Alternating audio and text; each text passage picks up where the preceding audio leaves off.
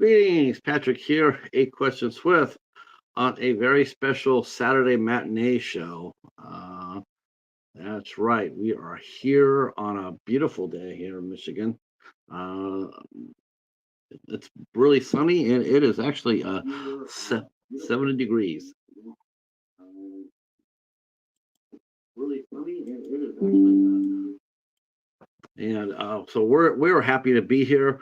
Our good friend Joe Cornet will be joining us in about 15 minutes or so, and we will be talking about his new book, "A Prayer for the Damned," and other tales from the Old West. Yeah, the movie was made, "A Prayer for the Damned" as well. That will star Joe Cornet as well. He starred in the film, and so this is the novelization of the film. But of course, with the novels, you get to do one thing that a lot of filmmakers can't do, especially when they're adapting a book. Is well, when you write a book, you can write all the details in it. So there's a lot more going on in the novel, so to speak, in one respect, than in a book. But that's for uh, uh, any movie that's made out of a book. Okay, I want to go ahead and bring up that. Let me hold on a second. Yes, I did watch a prayer for the damned. It was damn good. It was really good. And that's Joe is also a very accomplished screenwriter, as he has written and co-written the Bravo franchise, and he also has directed them, and he also stars in them as uh, uh, wow, I guess he is a marshal.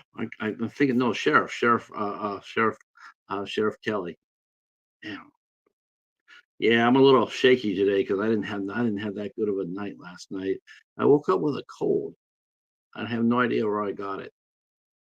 All right. I'm glad you guys are coming in. Glad to see you.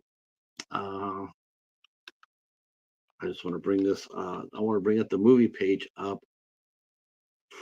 so we can talk a little bit more about it, because you can watch the movie. You can watch the movie for free on Tubi.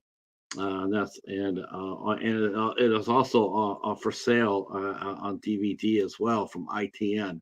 I believe ITN had put that out as well. Let's see. Preparedness. Hey, greetings, sir. How are you? How are you? Glad you're here. Hey, Tom. How are you?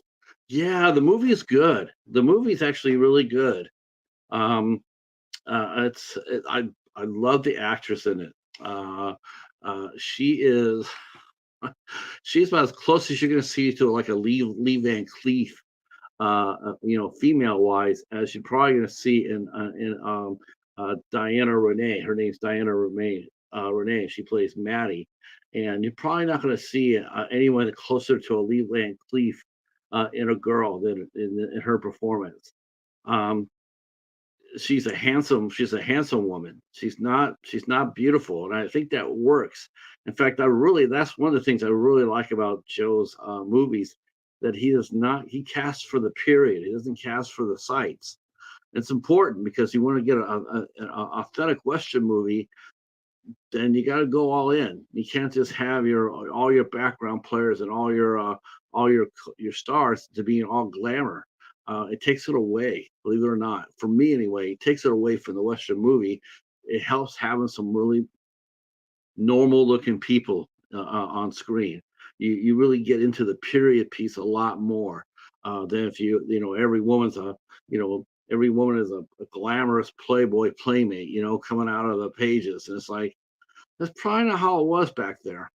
Um, Joe pays a lot of attention to details too. A lot of detail. If you look at the weapons that they use, the clothes that they wear, the holsters that they have, they all are all very, very authentic. Um,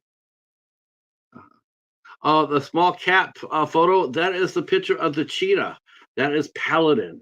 Paladin is named after the Richard Boone character and Have Gun Will Travel. And that is the cheetah. Uh, oh, are you now? Are you? Yes. That is the cheetah behind me. Are you at your hotel now, Cheryl, or did you make it out, or are you still on the ground? You're a lot braver than I could. I don't think I could get on a prop plane. I certainly couldn't do it for 5 times. I'd be a basket case. Let's see. Anthony says that he's up to 2005 in his memoirs, and he also has a cold. Um, all right, the doorbell has rang. I was hoping he'd come in a little early, and he did because we have a lot to talk about. We're going to talk about the film. We're going to talk about the stories, and whatever else comes crossing our bow. So help me welcome in Joe Cornet. Hey, Brian, how are you, sir?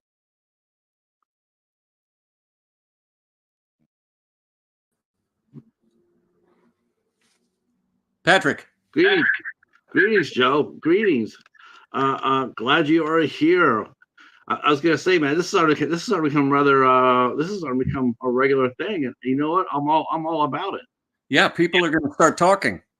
Um, you know what? And it's not over with yet because I said, there's still one more person that I got to talk to, and I haven't done it yet, but I fixed that. It's coming in November. We're gonna be talking to Craig Hammond. That's right.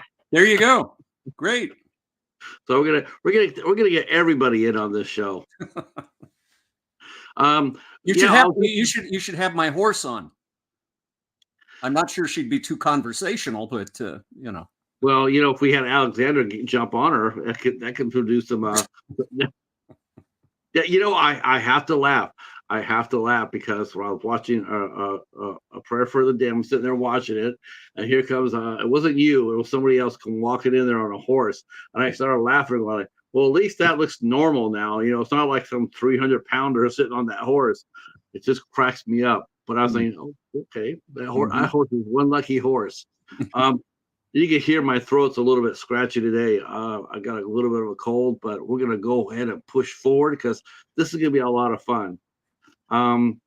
So we all and everybody's there in the chat, all talking. So good. This is good. Cheryl is our friend Cheryl's trying to get to a new job that she got in Canada, and she's trying to get to the little place where it's at, and they can't because the weather's been so bad.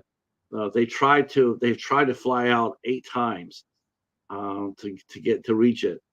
I'm like, man, after the first time on a prop plane, after the first time, I'd probably be out. I'd probably be sitting there going, I'd probably be saying either give me a husky team or a couple of horses. There you go. So before I know that you a prayer for the damned is I guess I should ask what came first for you? Did the book come first or did the movie come first? The movie came first. Okay. I made the movie back in second half of 2017, part of 2018 in post-production. And it was released in the summer of 2020. But obviously the screenplay came first and the movie got released, and now we have the book. But for those people watching say, well, why would I read the book when I've already seen the movie? Mm-hmm. Well, the book is significantly different than the movie because I made the original film under a rather tight budget, as you know. And when Alexander had suggested you might want to novelize your first script. And at first I didn't think that much of the idea. And then I thought, well, this is a great idea because I could expand it out to where I really wanted back in the day to take it. Yeah. And it's quite different. There's different characters. You get backstories on most of the major characters. There's a different ending. Same thing happens at the end, but much, much different. Very different. I love the ending. That ending was a banger.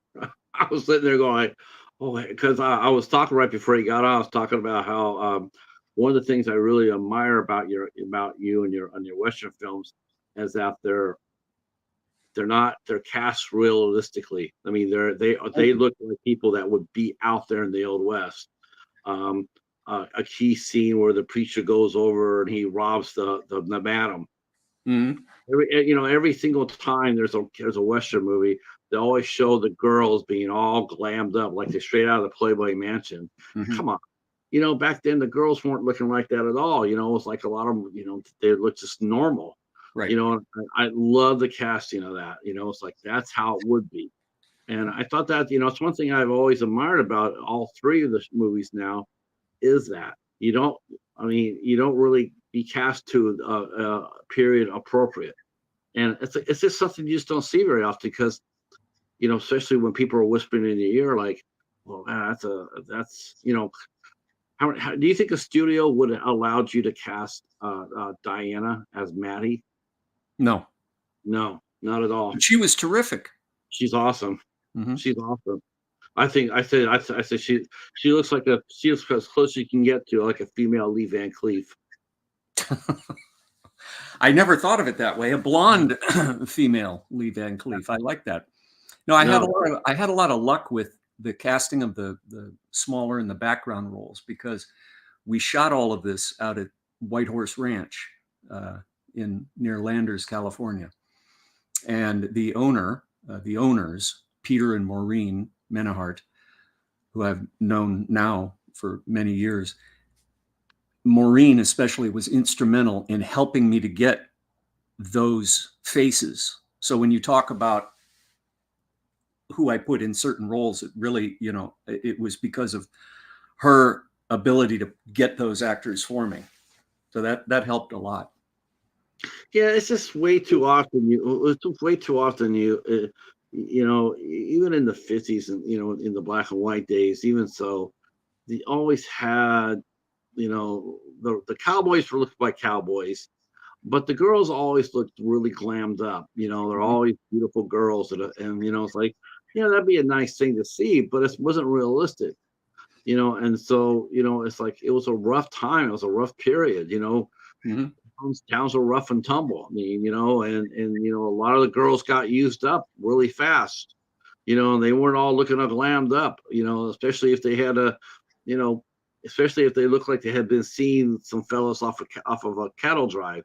They weren't all glammed up. And not every cowboy was looking like got a Sunday go meeting clothes on either.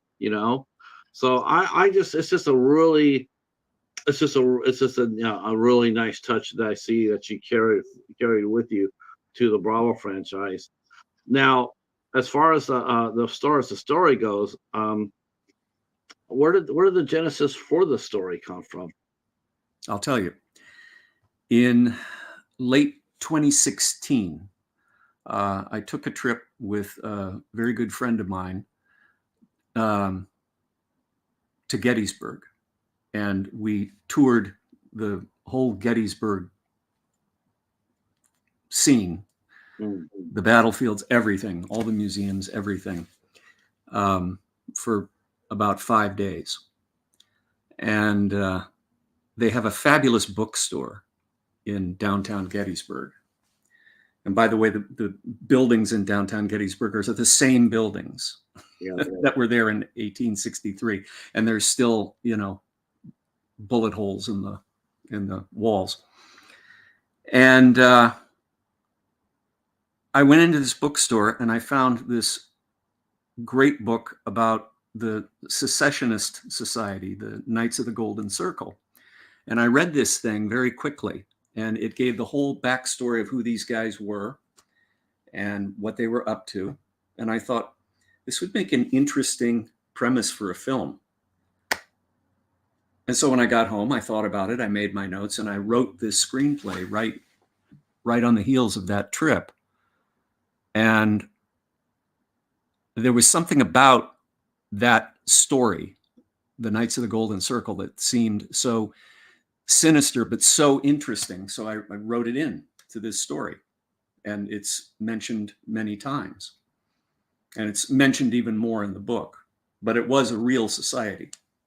I think people would be surprised to find out, because a lot of people only know of the KKK after the Civil War was, Nathan But that Bedford was much Forrest. later, you know. Yeah, but that's what they don't realize, that there were other organizations that happened, including the Red Shirts, the infamous Red Shirts, Mm-hmm. which was a real organization.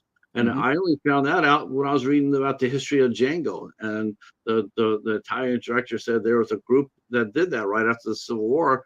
They all wore red, and they caused a lot of terror. It was before the KKK. Mm-hmm. A lot of people don't realize there's a lot of organizations that were there before the KKK was established. Yeah. Um, so, man, Gettysburg. I think you and I talked about that our first time about walking Gettysburg, and I think we did. Yeah. yeah, we got to mention it though, in case anybody missed it the first time. But if you've never been to Gettysburg, if you ever want to go on a vacation in the United States, man, I gotta tell you, whether you're a historian or not, but you gotta go. It's almost like it's a must. Uh, It should be a must for it every should be. American. It should be. Mm-hmm. I think if we all walk that battlefield a little bit more, Well, I don't think that's the thing, is that most people, when they go there, they take the bus trips and they get driven everywhere. We found a tour that you biked everywhere. So we got on bicycles early every morning and rode around and saw where Pickett's Charge was and Little Round Top and all of that. It was fun because it was like you really get a different sense of history when you're up close and you're not sitting in an air-conditioned Greyhound bus, right. It's really interesting seeing people come off those buses, because when we went to Little Round Top, we went there because that one of the key parts of the battle. And so, I walked up to Little Round Top, and you're sitting there, and it's really interesting. And I'm sure this played into your book. You see people coming off the bus, and they're all happy and smiling. It's like, they're in the cool bus, they're relaxed. They come out of that bus, and then they walk around the battlefield for a little bit. And Mm-hmm. by the time they go back to the bus, there's not that many smiles going on. Mm-mm. No. Not the ones who actually get it. Right. And for a writer, that's what you want. You want to walk a field like that and just get hit, all over, because Yeah. I'm sure you're inside you're going like, oh man. So when you did this, did you know that you were going to write the book, or I mean, had you ever thought about writing a novel beforehand, or? Yeah, I've toyed with that idea for years, but once I got into the filmmaking game, that was my main concentration. I wasn't thinking about anything else. And I frankly never thought that I would be able to publish a book. But I've got a great publisher, Henry Gray Publishing. They've been super great to me. And I'm already working on my second book, which is not a Western. Can you? Is it historical? No, but Oh. it's a mystery thriller set in the 1960s in LA. That's a good place to go to. Mm-hmm. LA was really different back there in the Mm-hmm. 60s. Yeah, that would be quite interesting.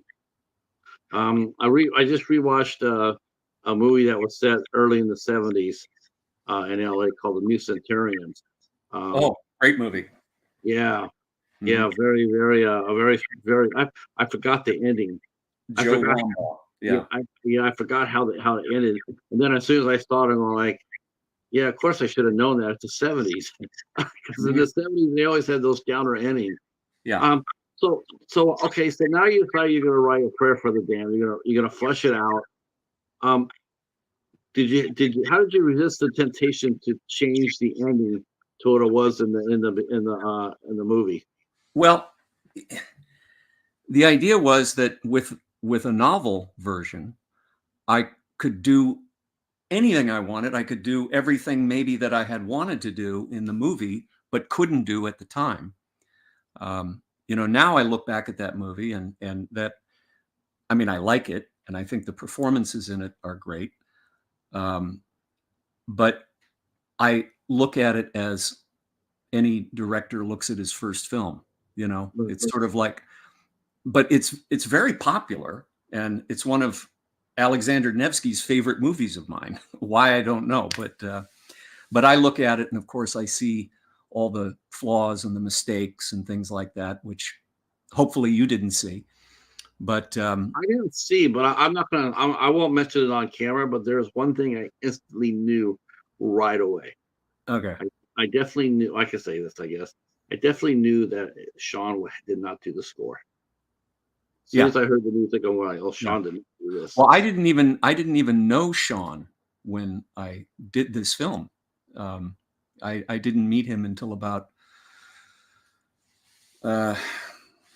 6 months to a year later, after I had started production on this. I think it was.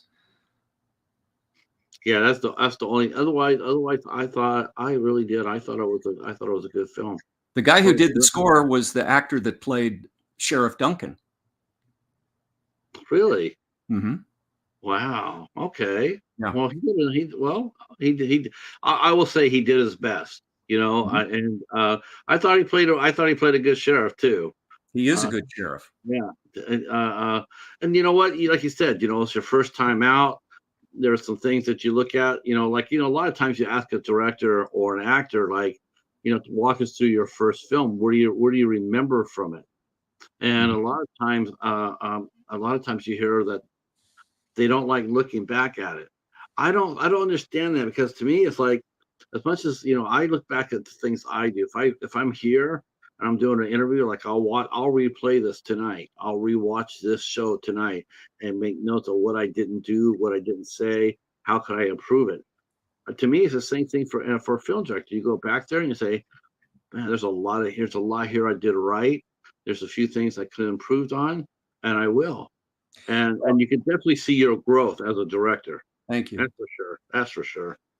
Well, you're never truly done, even when I, turned in a film like Promise, which I think is one of my best, and you're never truly done with it.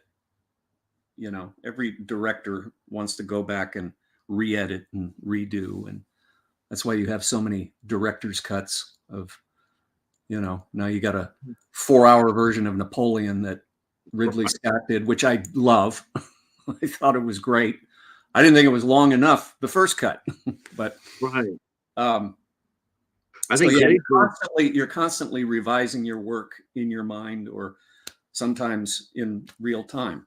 But I look back and I figure, well, I guess it was pretty good for what I had access to at the time. You got to understand, I didn't have my stellar crew that I have now worked with for the last 4 movies. Okay. I had a completely different setup there. I didn't have access to some of the actors I would have wanted in later films, but I was very happy with who I had, and it worked. Yeah. It's like you could go back and you could say, okay, Sergio Leone made first movie, The Colossus of Rhodes. Okay. Sword and Sandal epic. Okay. Big deal. But his first real movie was A Fistful of Dollars, which I always thought was great, but for a few dollars more is even better. And of course, Good, the Bad, and the Ugly is freaking epic. So, does that mean you go back and you say A Fistful of Dollars is not that great? No, it is great. It is. All 3 of his trilogies are great. I mean, all 3 of the movies in the trilogy. I like for a few dollars more myself. That's my personal favorite. It's a personal favorite of mine too. But I loved how you could definitely tell the writing is what really generated, because let's just face it, a good story will overcome a small budget. Mm-hmm. If you have a good story, it will overcome a small budget. If you have a good director with good actors, because you had good actors, I can't say anything like I thought they were perfect. I thought the casting was perfect. Good. And I wouldn't replace anybody. Yeah. I wouldn't replace anybody. I wouldn't play. No. And I thought, well, you know what? That must have been so much fun to write. I could just see you now, just cranking away on your laptop or your typewriter. I could see that. While I was watching it, I could actually hear the typewriter in my mind's eye because the characters came out to life. All of You them had know, a personality. here's an interesting little factoid. The actor that plays the padre at the end in the film, Yeah. that's Clu Gulager's son, John Gulager. Really? And of course, John Gulager worked with me as my DP on Incident at Guild Ridge, the second film. No, I didn't. Okay. I don't think. Yeah, I think you mentioned John last time, but I don't know. I didn't know that he had did that. I didn't know he acted either. He does. Yeah, Yeah. sure. Okay. Yeah, that was a really interesting scene. I felt really bad for Maddie. I was sitting there going like, because you can see what she's going to do, and I'm going like, I don't know if I would have done that. I think I would have kept that because if it cost me that much, I'm going to hold on to that. I'm not going to I'm just not going to sit there and say, well, my life sucks. I'm going to give away all this that we worked hard to get. I don't know. But I think, yeah, but I'm talking about her, the character, not talking about the movie. I'm just talking her, the character. I was just sitting going like watching her give her the gold back, and I'm going like, I think I would have kept that myself. you and I would have kept it, but I think that I think the basis for that was that. Do you remember the scene with the weird loner out in the middle of the desert? And he warns Cole that he said, be careful where that ill-gotten fortune came from, because it could bring evil with it. And I think the idea I had was that, her life was now going to be completely different.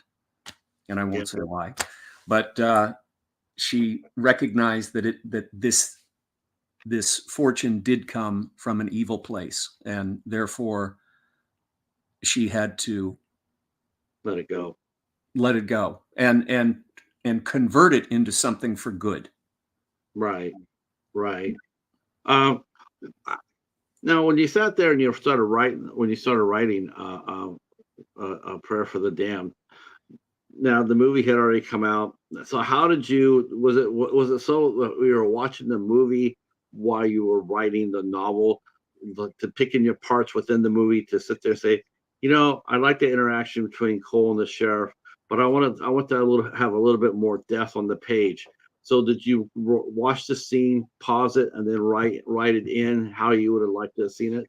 I did a little bit of that, but I'd say my guide was the original screenplay, which I dug out of my archives in my storage and just worked through that. When I had, because there was some difference to the dialogue on the page as opposed to how it came out in the film, I would go back and say, okay, I know that I didn't shoot it this way. How did I shoot it? And I went back and I referred to that, and then I balanced the two out.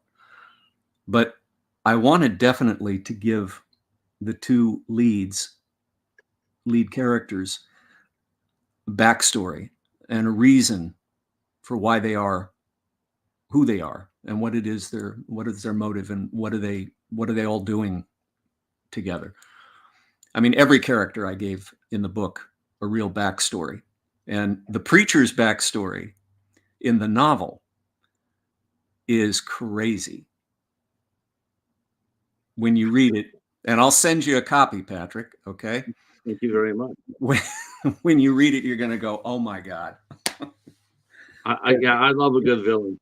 If you think he's a twisted guy in the movie, wait till you read about him in the book.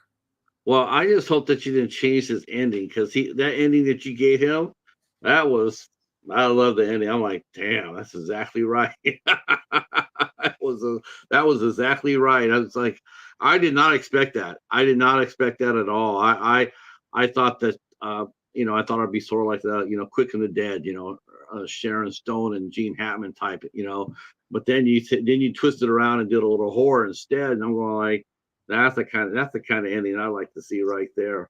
That was a good one. That was Well, a good. Where did you get inspired to have? Where did you get inspired to have the coup de grace, so to speak? I mean, I don't want to say what it is, but I think where did you get the idea for that? Because that's not a Western. That wasn't a Western kill. I was like, I don't know if that would be I don't know if that Leon would do that, no, probably not. or Kawabuchi. But I know that. Corbucci might have tried something like that, but in fact, I dedicated the movie to Sergio Corbucci Yes, at the Kawabuchi beginning, and Leon. Yeah, Leon. and Clue, and I just said for Sergio and Clue, and I meant Sergio Corbucci and Clue Gulager, and Clue did see this film a couple of times, and he liked it, much to that made me very happy. But when I've shown the film over the years, and it's been in festivals and so forth, people always ask me, the dedication is to Sergio and this other guy. And they always ask about Sergio. You mean Sergio Leone? I said, no, Sergio Corbucci. And of course, the audience goes, who's that? Oh, yeah. Oh my God. Yeah. But we know who he is. Oh yeah.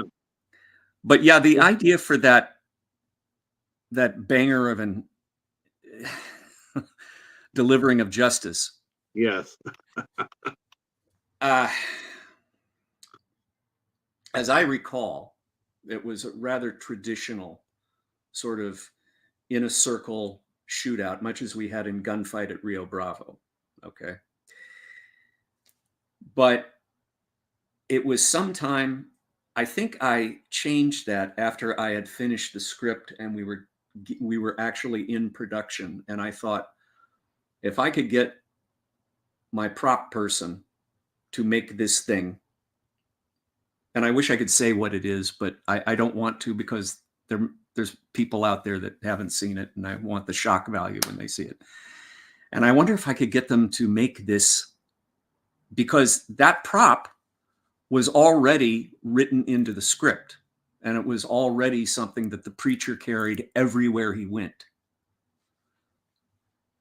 And I thought, I already had that in the script. And when I was first working with Kurt Lambert on the character who played the preacher, I gave him that prop to live with and work with. And that was when I thought, okay, we have to incorporate this into that climax. And we did. We definitely got to give our hats off to Kurt, because I thought he played a great villain. Mm-hmm. Could have been really easy to go camp with it, but really, he was very low. He went low with it, Right. He did not. He. I mean, he could have been. He had control of the character. He had definitely had control. It wasn't like, I'm not going to play this. I'm not going to. He played it straight through. I mean, yeah. Instead of looking at him as being overblown, he was not. He was vicious. Mm-hmm. I mean, I sort of sitting there going like, man, I wonder if that guy, when I was watching the movie, I'm going like, what if he gets out of this? Because if he does, boy, he would be a great person to bring back for the next chapter of Rio Bravo. The preacher can come back and join forces with them other evil guys. He'd be a great character for that. And but then he got his just desserts, and I'm happy with that. I mean, and I thought he did a really nice job. And again, really well done at casting and really well done directing. Thank you. Really well done directing. Well, shortly after the release of this film, and we'll get more into the book, but somebody, and I'm trying to remember who it was, actually wrote a treatment and presented it to me, that the preacher had a twin brother. Oh, wow. And this would be a Prayer for the Damned Part 2. And I considered it, but by that time I wanted to move on with some other things. But you never know. I would actually love to remake this movie, and I have discussed it with Alexander, on a much larger scale, you know, as we're doing the things that we do now. Yes. We would be amiss if we did not mention this. And I knew I was going to have to mention this because when you were here last time, Mm-hmm. and that is, it's really cool to sit there and talk about, the Western. Me and my buddy Al, we deep dove Django. Mm-hmm. Um, I sent you a link. I mean, I sent you the link to the show. I didn't know if you got to listen to it yet, but we chopped it up, man. We were talking about the show and the history of it. Yeah. That movie was a lot of fun, Yeah. and Franco Nero. I mean, it was just a really cool movie to watch. I mean, definitely can see why it earned its reputation. That's for sure.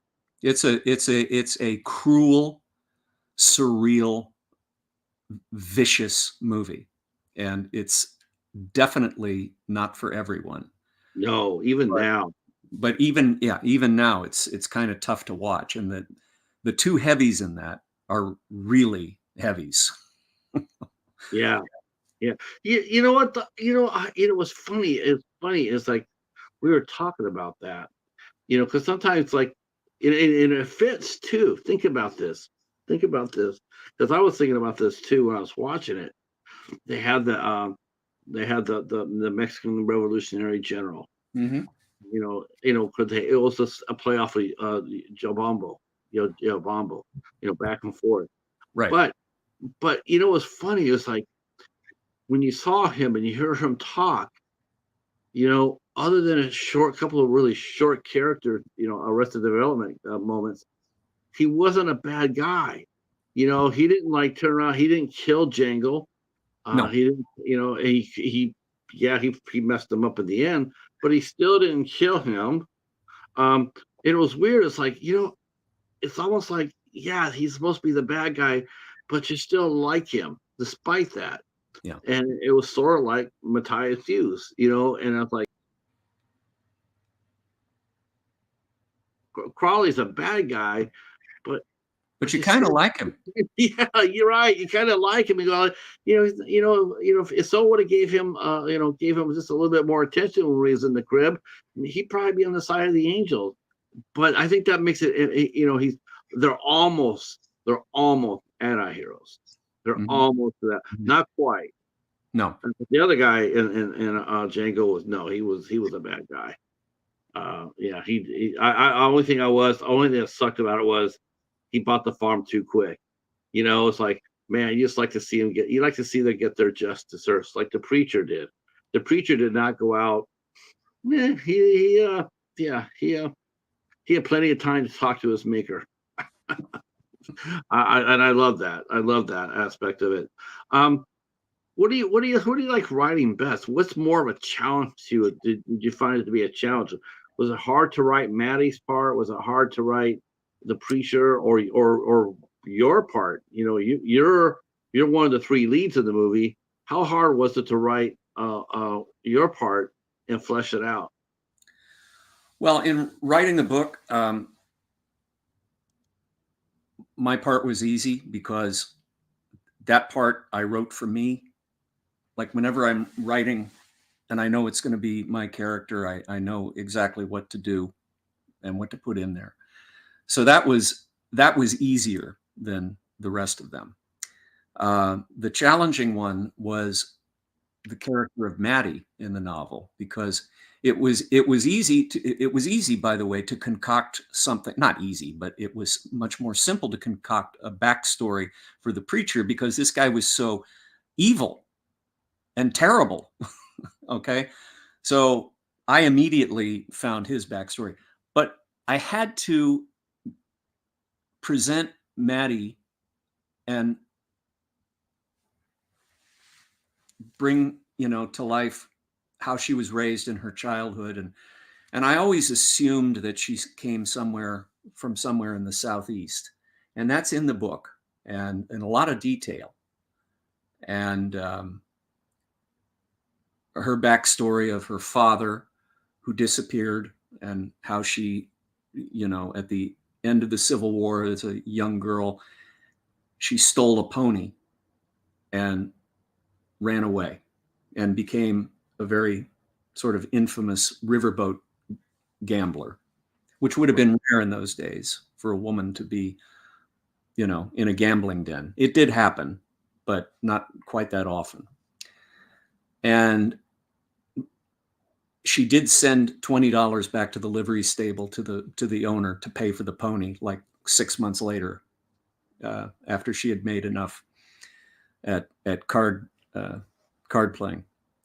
So that was a little more difficult of a character to design, because I had to have her very stoic, yet beautiful, to some degree of sensitivity, completely in love with and dedicated to Cole as much, if not more so, as he was to her, and that they were one. Once they bonded, they were together for life. And she was the most difficult.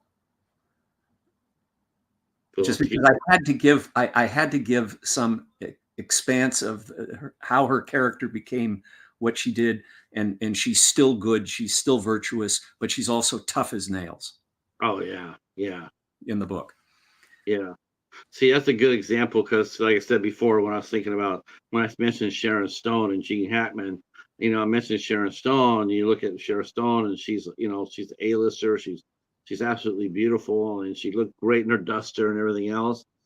Maddie looked like, Sharon Stone looked like out of Central Casting. Diana looked like she came from a time machine. Like she lived there. That was her. I don't think that she had to stretch too far to get in touch with Maddie. I don't think she had to go. I don't think it was a stretch for her.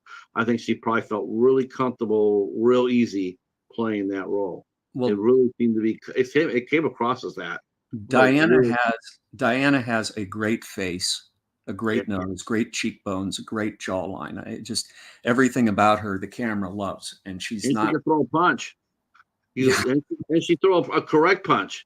Oh yeah. And I saw. I went back there and I'm watching and going like, damn, that's a punch. I replayed it and come back there, and she, right there. I was like, wow, that's some great training right there. I mean, oh yeah, no, she could handle it with the best of them.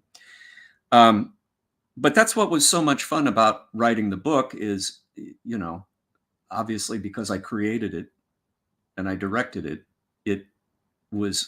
it's always in my mind. I knew what I wanted to do with the book version, and it was fun as well as challenging to come up with the bigger characterizations. Now, and there's some new characters in it too. Now, was the town that you wrote about the town? I mean, was the town that you wrote in the book?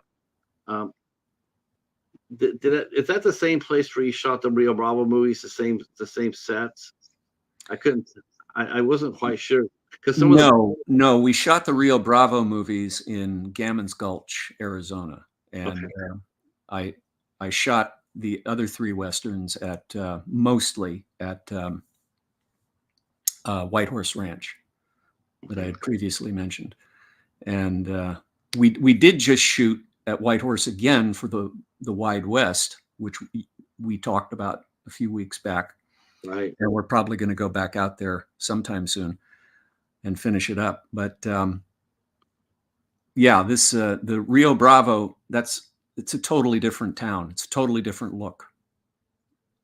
Yeah, this one seemed a lot more, sudden scenes, and I liked it. I was sitting there going like, sudden 276, and I'm going like, that's a big town. That's a big town.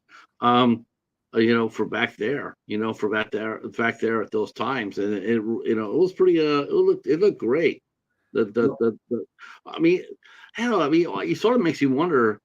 Makes you wonder if, as a writer, I would love to be able to walk through the town like that. Whether it be on a movie set or not. But I would think that riding through there would be same like riding through like at Gettysburg. I would think that you would generate a lot of ideas by just sitting there and just absorbing the atmosphere. Mm-hmm. Now, did you find yourself when you're shooting Rio Bravo, especially taken from Rio Bravo, did you find yourself sort of drifting off thinking about the new book that you were writing in the 60s, the more modern time? Did you find yourself thinking about that while you were directing, or My second book that I'm working on now? Yeah. Yeah. Okay. Well, I'll reveal this. My second book is also based on a screenplay that I wrote a few years back, but it was never produced. It came this close, but it was never produced. And basically, you could sum it up that some years back, I discovered that in the 60s, Alfred Hitchcock wanted to make a film about a serial killer roaming the streets of New York. And he wanted to film it from the serial killer's point of view. And he went so far as to write a screenplay. And he went so far as to do some test shoots with some actors, some of which survives. The screenplay I've never been able to find. And immediately when Lew Wasserman, who was running Universal at the time, got a hold of the footage and the concept and everything, he said, no, you're not going to do this. So he went off and he filmed Topaz instead. And this film got forgotten. And years ago, I thought, wouldn't it be interesting if I were to rewrite the unmade Hitchcock movie? And that's basically what I did. But I completely made it my own. I completely changed it. And I flipped the lead to a woman, and it's very, very different. And we were actually, as I say, very close to making this a year or two ago. And one thing after another happened, and we got sided off to another production, and this one didn't. It just sat there. So I thought, you know what? I'm going to novelize this because it hasn't been a motion picture yet. Makes sense. But it'll be very much. It'll have all of the sort of creepy weirdness of that era. Like you used to see on the great TV show Mad Men, where things were kind of surreal at times. And it has all of that and more, plus a lot of different plot twists, and it does follow the killer around. Like Hitchcock's original idea. It's just that it's been changed to a female. There was an actual serial killer that was active while he was making Psycho. Yes. Yeah. Yes. Well, Psycho is based on Ed Gein from the late 1940s, late 40s, early 50s, who was a real guy in the Midwest who killed people and mummified them or put their heads up on shelves and stuff like that. Yeah. So there was a young man who was killing people during Psycho's filming, and they're talking about the stunt woman who did for Janet Leigh. Yes, and they wrote a book about her. This writer wanted to write. They already knew about the scene with Janet Leigh, but no one knew about the girl whose parts that they were seeing. Like there's certain parts of this, it was her. It wasn't Janet Leigh, and he started writing. He wanted to find out what happened to her, so he started writing a book about her. What happened? Did she? Yeah, it was Robert Graysmith who wrote the two books on the Zodiac, and I think it was the Girl in Hitchcock's Shower or something like that. I read it a couple of years ago. Yeah, it's a great book. Yeah, I wish I could. I read it, but then I donated it away. But I sort of wish I would have kept that because that's a fascinating story that not many people know about. Yeah, it's a terrific book. Yeah. Hey, Stephen, how are you? Brian, the book is called A Prayer for the Damned and Other Tales from the Old West, the full title. and we're going to get into the other stories as well. Yeah, Betty and Frog Takeover. Yeah, that we have to let's talk about some of the other stories in the book. How many other stories are in the? It's, I guess it would be considered an anthology. How many other stories did you put in your book? There's 4 additional stories, and I'd also like to point out that one of the last things that the late great Don Murray did for me, among the many things he did for me, was he wrote the introduction to this book. That means a lot to you, doesn't it? And it sure does, and it's in there exactly as he wrote it. So that's very meaningful to me. The 4 additional stories are, of course, they're Western stories, and let's see. One is about an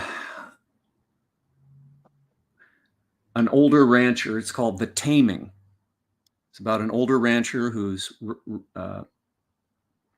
business partner dies, and the business partner's sister comes out from the East Coast, from Atlantic City, because she inherits her brother's half of the ranch. And it's sort of it really is, the reason it's called The Taming, it's really like Shakespeare's The Taming of the Shrew. And Okay. except, well, this kind of happens in The Taming of the Shrew as well, except the woman tames the man, and in it. And they hate each other at first, but then they finally find a way to form some sort of alliance against, there's a common enemy. Yeah, there's a really bad guy in it. And another one is sort of a ghost Western, I guess you could call it, about this mysterious guy who comes in riding into Santa Fe one afternoon, and it deals with an unsavory politician and an unsavory businessman who are in cahoots together, and what happens to them as a result of this visiting stranger. And then another story is about 2 out-of-work drovers thinking about their next cattle drive, but one of them has a bigger, better idea. And I'll leave that for a surprise. And what else is in there? Gosh, now I've forgotten. Well, now, does it surprise you, or and did it help make it easier to write? Oh, the other one, I'm sorry, Patrick. The other one is called Been Looking for You, which is kind of a funny story about a hapless marshal who's forever chasing after this rogue all over the county, and what happens when he finally faces him down in a cat house. Uh-oh. Do you find it when you're writing? Because to me, this is one aspect that it gets mentioned now during Halloween time, but a lot of times when you hear people really talk about these couple of movies, they missed the part of it. And Clint Eastwood, which is really surprising because you think him as pretty much a pragmatic person, not one to give into, supernatural or religion at all. He doesn't really strike me at all as being someone who's religious or believes in things that go bump in the night. Right. But yet he has done 2 classic films of supernatural westerns. Yeah. Do you think that's now, is that something, because you have a little bit of a supernatural, you did Night of the Caregiver, so now you get your feet wet in that. And is that something that you would like to try to explore too, to try to do a supernatural type Western? I mean, Oh yeah. we've seen the Danny Trejo movies, the yeah. movies, yeah. Yeah. I would very much like to try that, and we've had discussions about what to do with that, and I've got some half-finished scripts and some treatments and so forth that deal with that. In fact, one of the stories in the new book is based on a treatment, and that I had from several years ago, and it was intended to be a supernatural Western. And when the folks read the short story, there's no mistaking it. It is supernatural. So I would love to explore that. Do you think that when you went to, let's talk about how you met your publisher, because you said that they treated Harry Gray treated you great. Um, is that a Western publisher that does specializes in Western and books, or is there? Because I was wondering how, was it easy for you to sell the book, or was it because how Westerns are, they're hot one month and cold the next. And it's unfortunate, but it happens that way. Was there were you surprised to see that there was this much demand for a good Western, not the ones that are not a Johnston movie. One the guy just they put out they write all these movies behind a pen name. Right. And there's never, yeah. They all sell them at all the all the men's book they call them men's book, like Long Arm and Long Legs and Daddy Long Legs. I mean, what I'm saying. It's just like it's all just it's not written by any one person. It's all cookie cutter. Yeah. Were you surprised to find out that there was a demand for quality writing such as yourself, and considering that when you think of Western books, you don't think that there's you just don't hear about it. You don't hear about it that the demand's there. So were you surprised that when you approached them that they were like, hell yeah, let's work together? Well, Henry Gray Publishing publishes all kinds of books. They publish children's books, fiction, just about every category. And the owner of Henry Gray Publishing, a gentleman named Bruce Sibley. Bruce wrote a Western, I think, last year that is published by his firm. Wonderful book called The Last Stage. And so he already has Westerns to his credit, one of which he wrote on his own. And I wish I had a copy of it here, but Bruce is also known. He wrote this a few years ago. You might have seen this book. Oh, yes, I have. I have seen that book. He wrote it with a gentleman named John Cork, who is one of the leading Bond experts. And it's a hell of a book. And it was, I think it takes it up through the Pierce Brosnan era, but it still holds up. It's a great book. Anyway, how I met Bruce was interesting because I'm friends with Craig Hammond, and we often sit and have coffee and talk about things. And Craig introduced me to a gentleman named Courtney Joyner, who is a writer, producer, documentarian, you could say. He has done, God, I don't know how many audio commentaries on Blu-rays and DVDs. In fact, he did a magnificent one. He and a great writer that I also know, Henry Park, did one on the movie Will Penny with Charlton Heston, which is an outstanding movie. You should. Their commentary on that is quite good. Anyway, so on one of our coffee get-togethers, Courtney's there, I'm there, Craig's there, and we're all talking. And I was just kind of ramping up and getting ready to do something with my book. And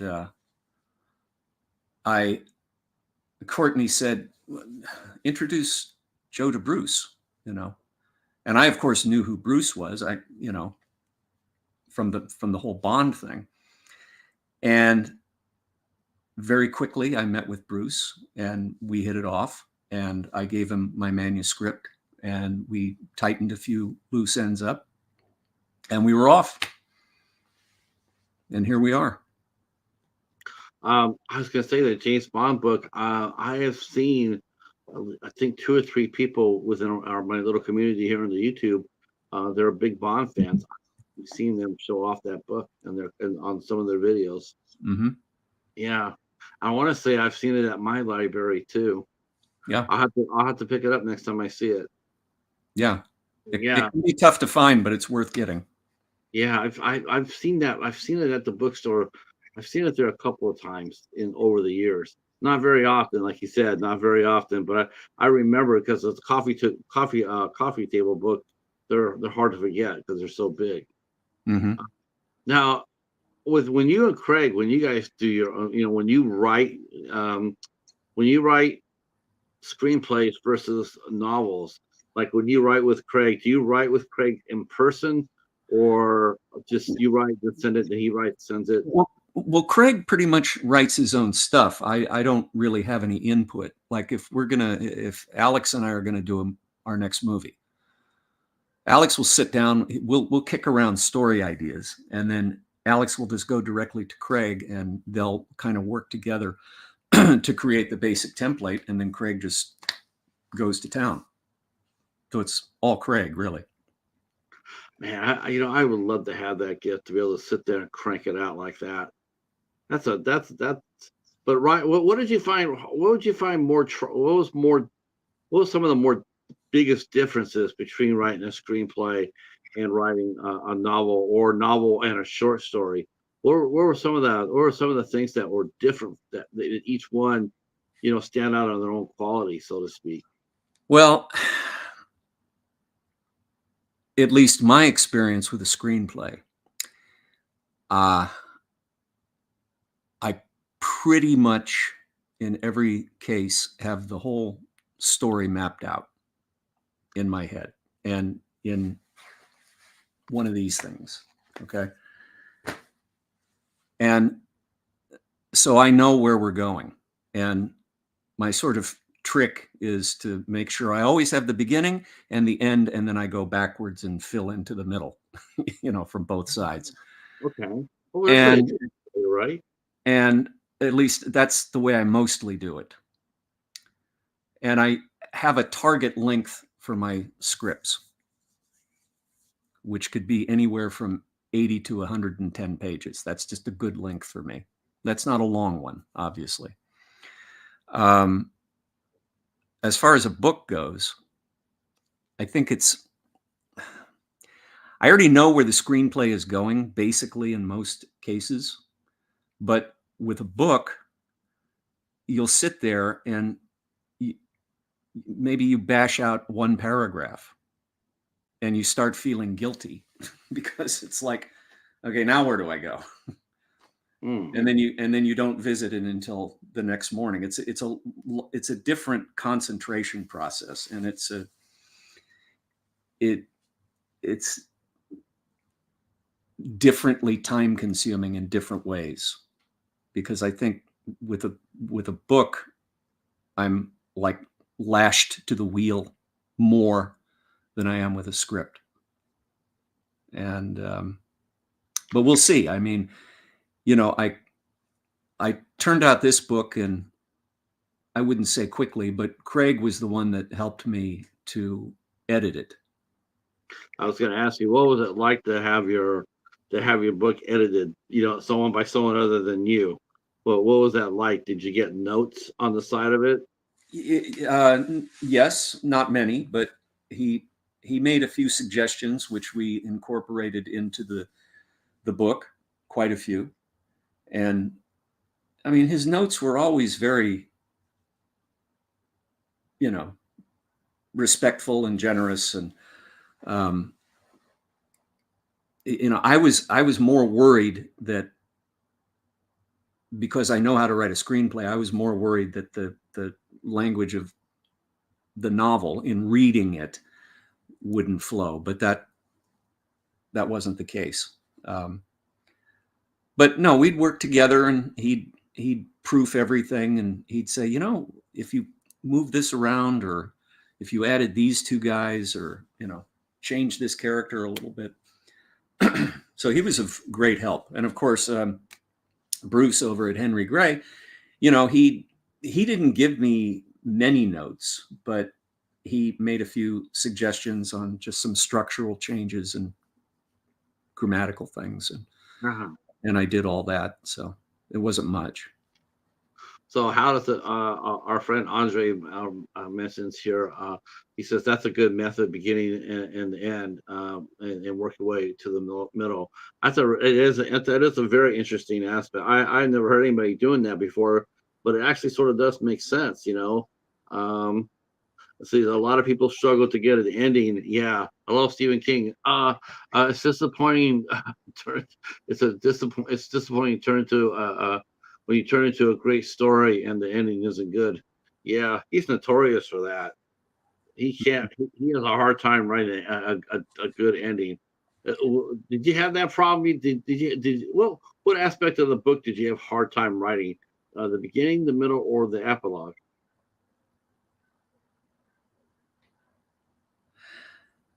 I think it was the middle, because I knew I had to build this out in a different way than I created the screenplay, and I wanted it readable.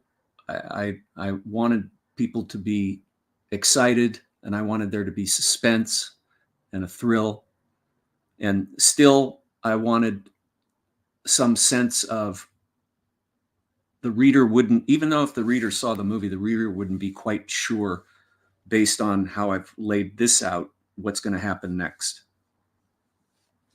Right, right. Uh, did that ever come across? Were you tempted to change the ending in the book? Were you tempted to change Yes. it? Because sometimes it does happen. Sometimes it happens a lot. In fact, with Stephen King, as a matter of fact, I mean, he writes stories and then people buy them and then they change them around to fit what they want them to say, Yeah. and not what he did. So, Yeah. um, how did you resist that from doing that? I just eventually came back to the idea that the movie version was great, and there's no reason to change it. But I was considering changing it for that one element, for that thing that I can't mention, that you and I know what it is. Right. But I thought, no, this is too good. I've got to keep it intact. But I did make it quite a bit different. I mean, the same basic thing happens, but in a whole different environment. And hopefully you drew it out a little bit. Oh, it's very Uh, drawn out. And the fun part of writing this was I tried to the ability that I could to make the original movie very surreal and strange looking, with the exceptions of the scenes between Maddie and Cole. I wanted those to be loving and sweet, and they are in the book as well. But I was able in the book to ratchet it up a couple of notches. And the town of Sudden is a very strange place with very odd people in it, and that's in the book. And there's another there's another couple of towns in it, and there's one in particular where he goes to retrieve the half of the map that he's looking for, and it's in the film where he goes into the general store, if you remember. So I was able to create this town and the town's backstory of where this woman resides, which is virtually a ghost town. And when you read the book, I think you'll like the description of this town. It's a very, very strange place. Very strange, very dark, very sinister, very creepy. so it's safe to say in the book there is a little bit of a supernatural element to it. I would say so, yes. Okay, yeah, I'm hooked. I wanted to know how you got to know how you met. How did you meet Diana? How did you to cast her as Maddie? How did you two end up meeting? Did you?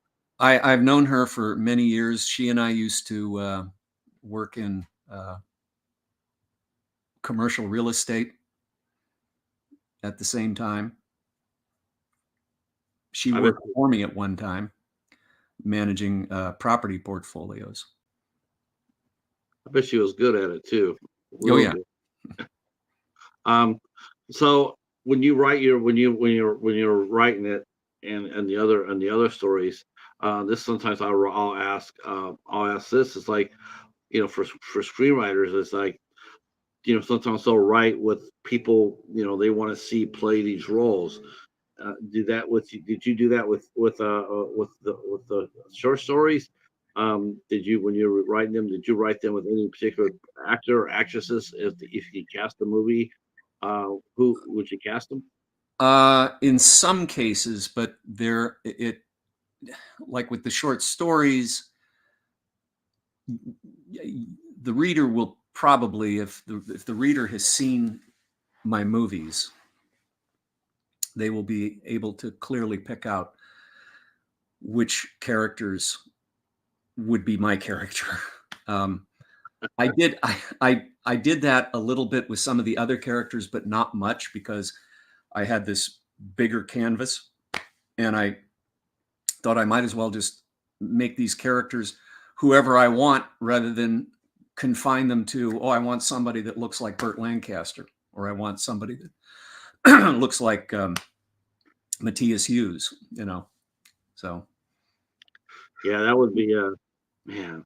I'm just sitting here thinking of all these great Western movies that are going through my mind right now. And you mentioned Burt Lancaster, and I'm going like, man, talk about a violent movie. We were talking about Django earlier.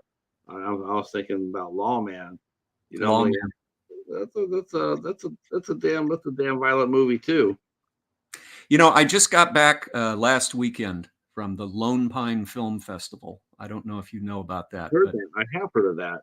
Yeah, in California. There's a big movie museum up there, and of course they have been filming Westerns up there since the 1920s. And the cool thing about the festival is it's not a festival where they show independent films and they give awards or whatever. This is a festival strictly devoted to the area in and around Lone Pine, the mountain ranges around it. They filmed several, if not all, of the Bud Bodicher Westerns with Randolph Scott in the 50s were filmed there. Django Unchained was filmed there. In fact, in the museum is Dr. Schultz's dental wagon. What did you think? What did you think of after you watched Django and you watched Tarantino's Django? I mean, what did you think of it? Did you?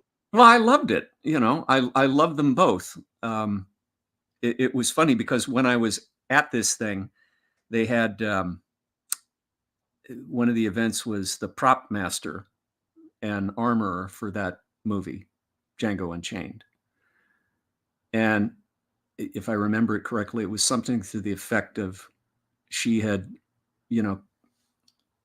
collected all these weapons and went to present them to Quentin before they started production, saying, but here's what we've chosen based on what you've asked for. And then she said, by the way, they didn't have these kinds of weapons before the Civil War. And his reaction was great. It was just like, I don't care. It doesn't matter because, the story's too strong. I could care less. The audience won't care either. And he's right. But I like them both. And I like the fact that he got Franco Nero in Unchained. I thought that was a brilliant move. Yeah, it was nice. Definitely. And I love, my favorite part about that movie is the attention to the detail of like the setting of the tables and everything, the dining table. And there's all this protocol and the fine china and the servants. It seemed like two different sides of the same coin. You have that opulent, mansion and just absolutely beautiful, the table and all the clothes and the finery. And then you had flip the coin to Django, and it's like blood and mud and blood. I mean, that movie, if you think of one word for that movie, it's dirty, because everybody was dirty. And I thought it was interesting too, like, okay, if you're gonna make a gritty, like that, or with how he played it, with all the finery, all the southern, the southern charm, so to speak. It's interesting. I like the first one. I'm a huge. I love the first one. I thought what really killed me about that first one too was, did because it's always been like, well, Franco Nero always had, sometimes he's always had his voice dubbed out. Like I remember they found him in the Philippines and they asked him to come play Enter the Ninja, which is a classic ninja movie. Mm-hmm. But and so they went in there and they dubbed his voice. Mm-hmm. And what's really interesting is the fact that he did Django, and he asked Sergio Corbucci to dub his voice there too. Yeah. Yeah, I mean, if you're 23 years old, you would think that you'd be so vim and full of vinegar that you want to be first and foremost, and yet he was thinking enough about the film to sit there and say, "Yeah, I probably don't have the gravitas in my voice to fit the movie, so dub it with a little bit of a rougher voice." And But that was his voice. huh? That was his voice. No, he dubbed it. No, but Franco Nero dubbed his own voice, didn't he? Or did No, no, oh, he was worried about, he actually didn't do the film because he worried he was too young. He was only 23. that's right. Yeah, and the girl who played Maria, she was only 24. And then you go back and you watch that movie again, and you see all the. I mean, could you imagine any of today's actors? I mean, seriously, getting into a movie set like Django today. No. Some of these actors. Could you imagine them saying, "Yeah, we want you to go ahead and carry a coffin through this mud"? No. Could you imagine? But And speaking, by the way, slight sidebar, speaking of anachronistic things, the machine gun that's in his coffin yes, didn't exist until about 1910, if not right. 1914. So talk about it doesn't matter. No, I no. The Lucas McKean, the rifle that he used in the Rifleman, that wasn't invented until 8 years after the show. That's true. Yeah. Hi, Roy and Becky. How are you? Hopefully, you guys are doing well. We are talking with Joe Cornet. He has written a brand new anthology book, "A Prayer for the Dying and Other Tales from the Old West." Now, how can we get this book? Can we get it from just Harry Gray? You could get it at barnesandnoble.com. Okay. Go directly to Barnes and Noble website, and you just punch in my name or A Prayer for the Damned and Other Tales of the West, or just punch in A Prayer for the Damned, and you will go right to it. And it is available on Amazon as well. Just punch in my name or A Prayer for the Damned, and I know you get right to it because I had a close friend of mine last night say, "Hey, I just ordered your book from Amazon. It's going to be here Wednesday." So I know it's easily findable. And it just dropped this week, right? I mean, was it yesterday? It dropped yesterday. Yeah. Yeah. And we'll have a presence in some brick and mortar shops too.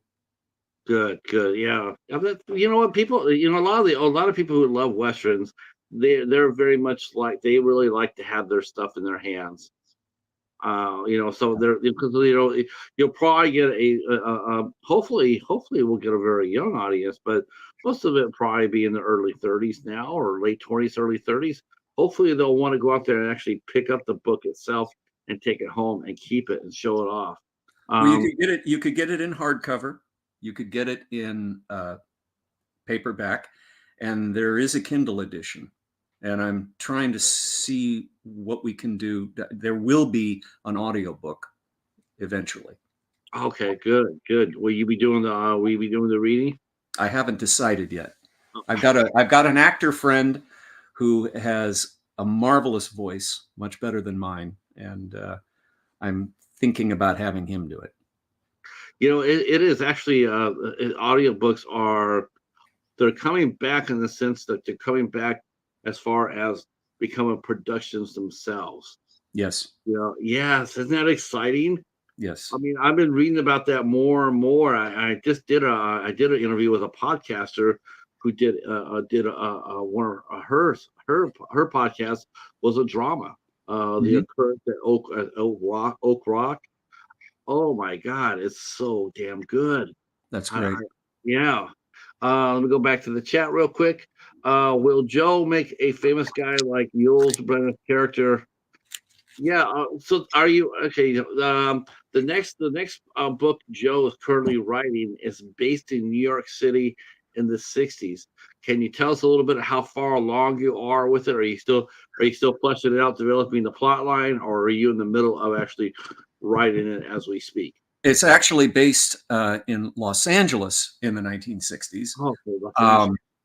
Um, so all the things that were occurring in and around the Sunset Strip and Hollywood and wherever, Beverly Hills in 1968, you're going to see all of this in this book.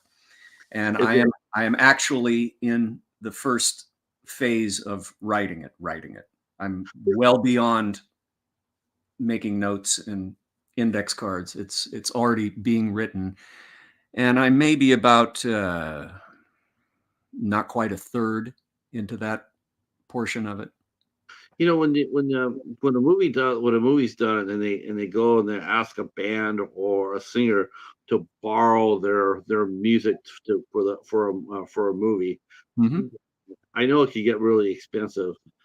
Is it like that with books as well? Like if I said there, say, well, if you're writing this crime novel like this in the '60s, like if I said, is there any way you somehow, put Joe Friday or Bill Gannon in your story?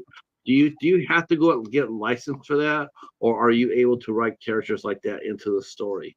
Well, I mean, you could always write any kind of character based on you could steal all kinds of great characters. You don't have to necessarily make it Detective Joe Friday. You could change his name, but he could act like Joe Friday. Right. There's no, I mean, it depends on how blatantly one lifts another concept, idea, or character. If I imagine if all of a sudden I put Batman into my story, I'd probably hear from Oh, from Warner Brothers. the Warner Brothers and the creator's estate. Okay, because sometimes you see that I think it's one of the coolest things in writing in a book is when they mix nonfiction characters, real life characters, and they fit them in the movie or the book. Yeah. I just think it adds such a wicked punch to it. I mean, but it's not everything for everybody. But I was just wondering, if you try to do that, do you have to go through the same loopholes, or do you have to jump through the same loop that if you're going to borrow somebody else's music or want to use it in your movie? Again, it depends on the specificity of it.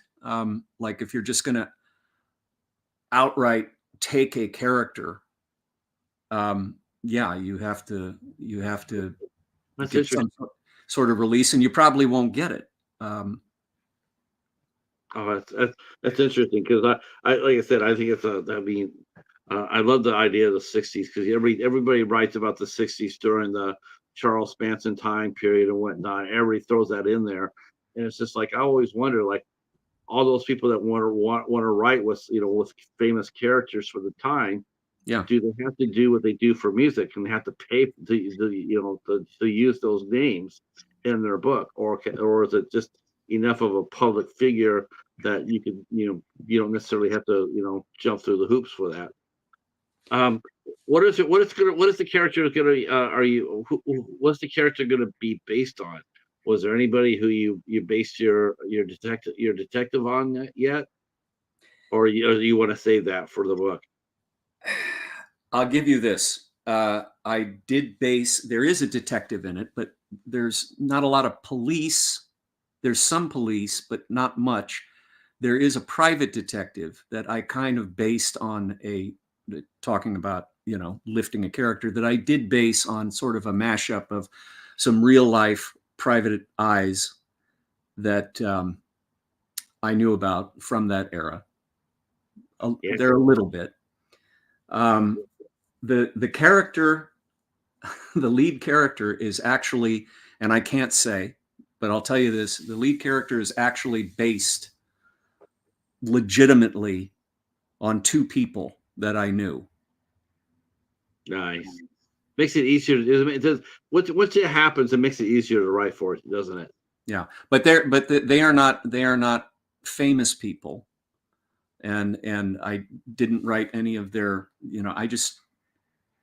I stole their quirks and their duplicity. Are And are they still with us today? maybe. I just want, the reason I'm asking is I want to see how, I want to know if they know that they're going to be in your book. I wonder if they'll be able to spot themselves in your book. I highly doubt that they could spot themselves. Well, that's interesting. It's all rolled up into one character, but I had to dig into my past a little bit, and these two people I'm talking about were not who they said they were. And this novel deals a lot with false identities. Man, that sounds like you got some writing ahead of you. I mean, that's a plot, a heavy plot, or a movie that's driven, or a story that's driven by plot like that. That takes some, they take some skill behind it to bring it to life.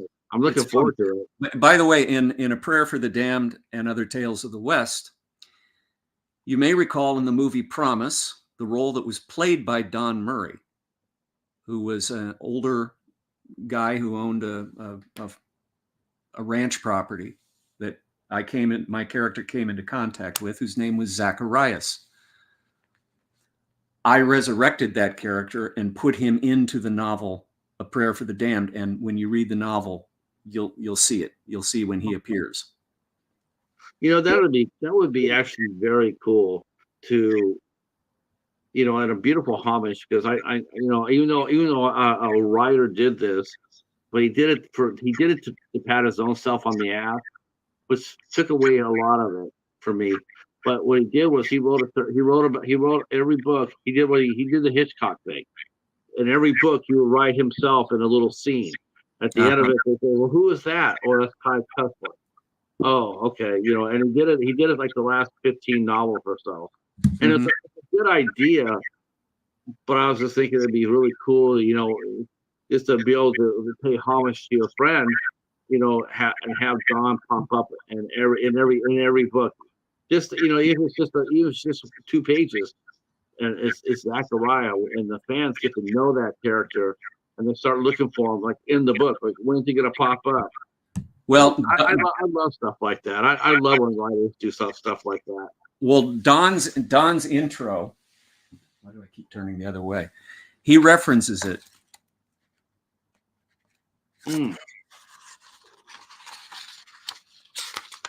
There's the intro page right there. Anyway, he says, "I played a role in Joe's film Promise. See if you could spot my character in this new book of stories." So there's your little clue. Easter egg. Easter egg. One thing we got to talk about real quick too. I'm so excited about this. It does seem like I'm seeing so much more coverage now about the Rio Bravo franchise. Seeing a lot of people starting to talk about it. Cynthia Rothrock got her movie up on the big screen. Yes, it had its premiere about 2-3 weeks ago. Yes. And I just want to say how cool it was to see that she finally got it on there, and that she's such an important part in inspiring her to do Black Creek. I'm very excited for her and for you guys, because hey, if she does really well, it's just all this is just gonna trickle down. Same thing with her. I mean, you guys have done so well. It's trickled down to her, and now she knows it can be done, because he's already done it. He's done it several times already. I mean, several times. And I just think it's cool as hell that it's finally out hitting the theaters. And that's and great. I think it's great that you guys inspired her to do that. And I just want to pay my respects again for that. Let's see. Go. Someone mentioned Chuck. Chuck Norris about Walker Texas Ranger. Was that a good show for you? Did you enjoy watching Walker Texas Ranger? I did. I you know, like Chuck Norris. Yeah. yeah. Do you know I got an interview off that show? I got to do an interview with Robert Fuller. You know Bob Fuller? Well, actually, it was a friend of mine, and I wrote an email says, well, would Robert Fuller be willing to do an interview? Because Emergency was my favorite show growing up, but That's great. I knew he had done other things too, and I asked him. I says, would you be willing to do an interview with me? And he did. He did it. We did a phone interview, That's and fantastic. I think I sort of tried to hire him at one point, and I went another way. But yeah, he's great. In fact, when we were up in Lone Pine, a bunch of us, we were in some bar up there, and there's this big picture of Robert Fuller, who used to, of course, used to go to the Lone Pine Festival all the time. You know. And I did ask him the one question I wanted to ask him. So the question I asked is, as you remember, he was friends with Marilyn Monroe. Yeah. And so I asked him. I says, "Do you think Marilyn was murdered?" You could hear him. You could hear him for like a three. For a minute, I was a little nervous. I was like, "Oh, did he hang up on me?" I could hear the heartbeat, like 1, 2, 3, and his. I don't really think I feel comfortable answering that question. And I'm going like, okay, I think you just did, but all right, I'm down with that. But I did ask him. I did ask him that. I love it. Yeah. So the book is getting out on Barnes and Noble. And if you can, fans go ahead and send copies of the book into you, and you sign it and send it back. I'd be very happy to do so. So send a postage, send a return envelope, a self-addressed envelope, send the postage, return postage on it, and then you can send your book to Joe. Now, would that be on your Instagram page or Facebook page? They could find me on Instagram. I'm under San Rafael Productions, so just DM me there. And of course, I'm under my name on Facebook. Just message me there, and we'll get you taken care of. And I'll send you a copy this week. Thank you very much. I look forward to reading it. Make sure you sign it though, because that's you got it. I want to thank you for coming and hanging out with us again, Joe. This is always it's always a pleasure. I know the big wide's coming out next year, and probably wrap it up for the next installment of Rio Bravo, and I can't wait for that as well. And is there any other thing that you got going on other than those two big items plus your new book? There is something, but it's a little indefinite yet, and I hope I'm not getting ahead of myself. But when I was at Lone Pine, to give some backstory, there was a book published, I believe, in 1988 called Them Ornery Mitchum Boys, and it was written by John Mitchum, brother of Robert Mitchum. And it was all about the exploits and the wild tales of John and Robert Mitchum. Now, you could imagine that was probably some pretty wild stories in that book, and there are. Oh, I bet. Well, I know John's daughter, Cindy Mitchum, and she was at Lone Pine, and we hung out a few nights together, and she is very determined to get this book out in some way, an episodic, a biopic, whatever. She's anxious to get these stories out, and hopefully, I can help her do that. And because there's some wild tales and funny stories. If you think that she'd be willing to come up on here and talk with us, we'll do our part to get it out. I'm sure I could probably do that. Mm-hmm. Any press is good press, as they say. So I don't know where that's going to go, but I'm quite excited, and it was a thrill to even be asked to help with this project. So I'm looking forward to this as another step. Yeah, publicizing a book is it's an art. It's an art. It really is. It's a Mhm. I guess I should ask you is, will are you going to be touring? Are you going to be touring around your base, like going to Barnes and Noble and doing book signings and whatnot I through believe I independent? will. We've got a very big 100-year-old bookstore here in Pasadena that I might do some signings at if they'll have me, and Cool. I'm going to try to get some other signings elsewhere, and probably try to get. If if I had had the books available to me a week ago, I could have done it up in Lone Pine. But I'm going to try to find more events like that. Oh yeah, So maybe definitely. maybe I'll try to get hooked into something down in Tombstone. I know a bunch of people down there. We'll see what happens. Like I said, it's like there's not. I mean, there's yes, you got your cookie cutter books, but no one reads those. No real Western fan reads those. They Yeah, don't. this is not AI writing. This is real writing. Yeah, yeah. And so I'm sure that there will be fans and people eager to discover your book. And we'll be talking about it again here on this channel. And we'll also be bringing Craig Hammond will be here That's visiting us exciting. next month as well. I can't wait Good. to talk to Craig. Yeah, Um, be fun. that'll be very exciting. I want to thank you, Joe, for coming out and hanging out with us again. And And thank it's you for always a having me. It's pleasure. always a pleasure. Yeah, this is so much fun. It's so relaxing just to sit here and just chit chat. And I'm so excited for a prayer for the damned. Highly recommend you get it. If you can get the movie as well, you can get a signed copy of the movie also through because ITN put that out, right? The Yeah. movie, yeah. Mhm. So you can get prayer for the damned. You can get that at probably you can probably get that on eBay or ITN or Walmart. I think they'll probably carry. I know they don't carry movies in the stores, but they carry them out on the websites. Walmart had it, but I believe you could still get it on Amazon. Yep, you can get it on Amazon, and same thing as with the book. Just send a return a self returned address with the postage on it, and you can send it into Joe, and he will be able to sign it for you. Mhm. Which is a rare thing for an artist to be able to do. And so, if you're a big book lover like I am, you're going to be doing that.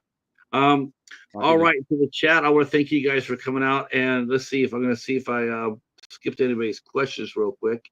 I think that I might have. Let me see. Let's see. We're doing see Roy and Becky are doing great. That's awesome. Not saying remake of Magnificent Seven, but I can see some of Joe's girls making a female Magnificent Seven.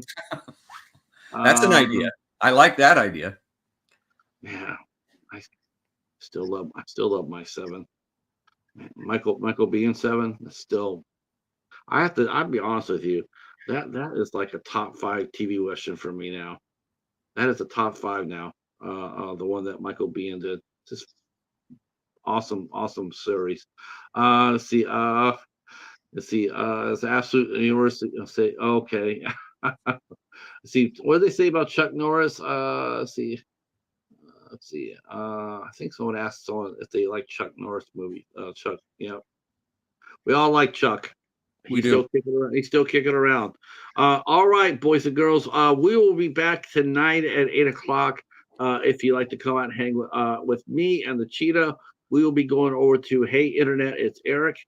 That's the title of his channel. We'll be there tonight, hanging out with a werewolf and Frenzy, and we'll be back here Tuesday to be talking with director Lou Simone. She directed the Alfred Hitchcock movie, similar Hitchcock movie called Nine Windows. And we've already talked to the leading lady. Now we get to talk to the director. Cannot wait to talk to her. And Exciting. then we got on Thursday. We're not going to be here on Wednesday, but Thursday we will have the lovely Morgan Milan will be here. And man, I wonder if she could actually saddle up in a cowboy. I wonder what she looked like in a cowboy outfit. She's really talented, and she's like one of the sweetest people you'll ever want to meet. Um, well, she'll be here on Thursday at 8 o'clock, and that is it for us. So thank you very much for your support. Wouldn't be here without it. Joe, hang around just for a couple seconds into the chat. I'll say goodnight, and we'll see you if you like to. We'll see you later on tonight. Hey, internet, it's Eric. Thanks so much. Peace. Thanks, everybody. I just hope I have a voice for tonight.